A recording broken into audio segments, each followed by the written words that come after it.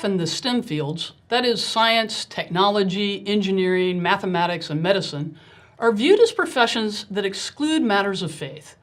But is this true? To help me explore this question from a medical perspective, I'm joined today by Dr. Eddy Del Rio, a physician and a Christian. Eddy, the fingerprints of God can be seen throughout creation. But in medicine, you deal with people made in God's image. I imagine God's fingerprints show up differently in medicine than in the other STEM fields.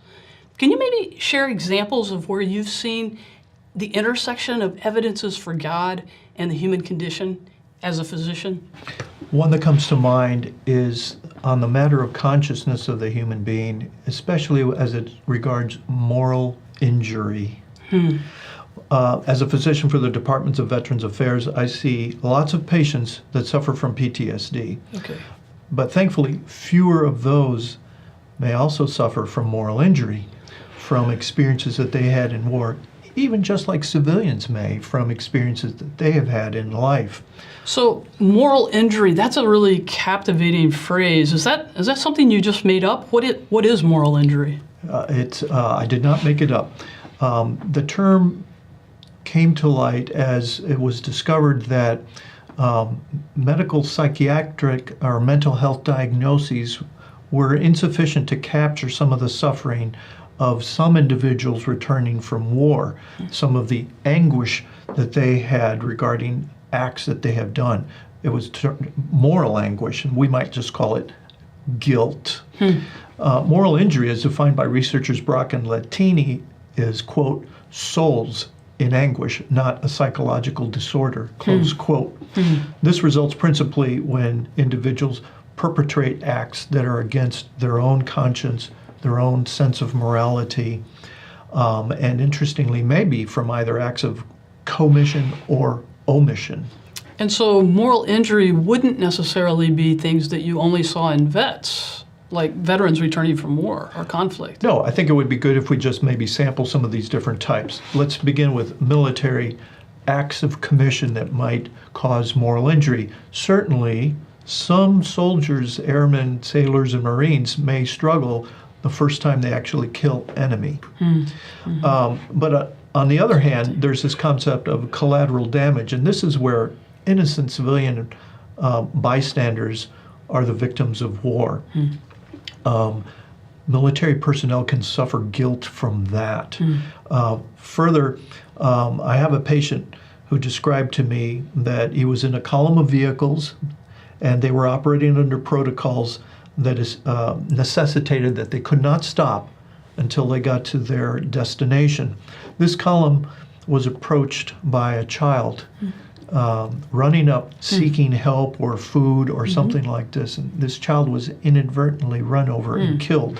My patient witnessed this, and he suffered vicarious guilt from this. He had suffered a moral injury. Those might be examples of military acts of commission. Military acts of omission would certainly be when service members fail to render needed rescue and medical care, not only of their comrades, but even of civilians caught up in the fight. But it's not just a military phenomenon. It can happen in the civilian community too. So such a thing that might happen that way is, God forbid, you're backing out of your garage and you actually run over your neighbor's child. You had no intent, of course, but people who have things like that, or perhaps your home was invaded and you shot and killed an intruder, it might be a cause for some guilt. Some women suffer guilt who have had termination of fetuses.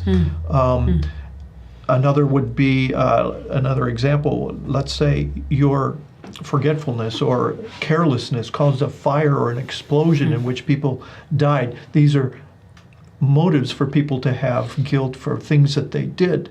On the other hand, if you were traveling and you saw a car just catch fire and didn't do anything about it, later you heard in the news that the passengers died in the flame, you might suffer guilt from having not done anything. So those are some examples. So moral injury sounds like it has at its root this idea that people are intrinsically valuable.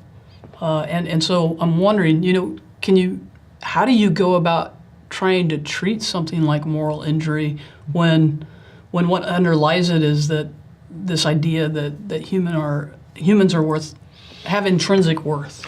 There are Australian researchers that have confirmed that clergy and for military personnel, military chaplains, are extremely important in therapy. In fact, what we're really describing is people need to have spiritual forgiveness or absolution.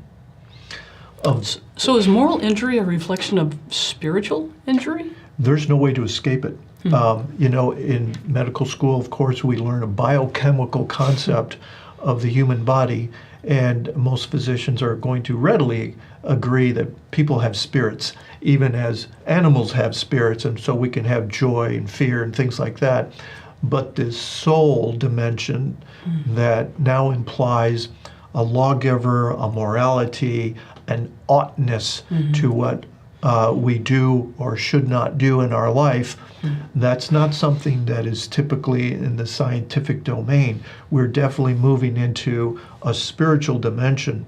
And so what we find is we have no better way to describe or to treat certain conditions other than to say the ultimate answer is in forgiveness or absolution. Yeah, that's beautiful.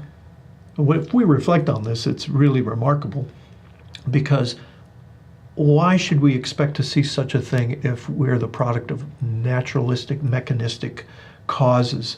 That doesn't make sense. Further, it doesn't make sense that given the same stimulus, some patients may suffer moral injury, but others not. That doesn't make sense either. So and how do you account for that? There's something about individuals, about wills, volition, and internal concepts that must be part of the equation, yet that's not particularly scientific. Yeah, very interesting.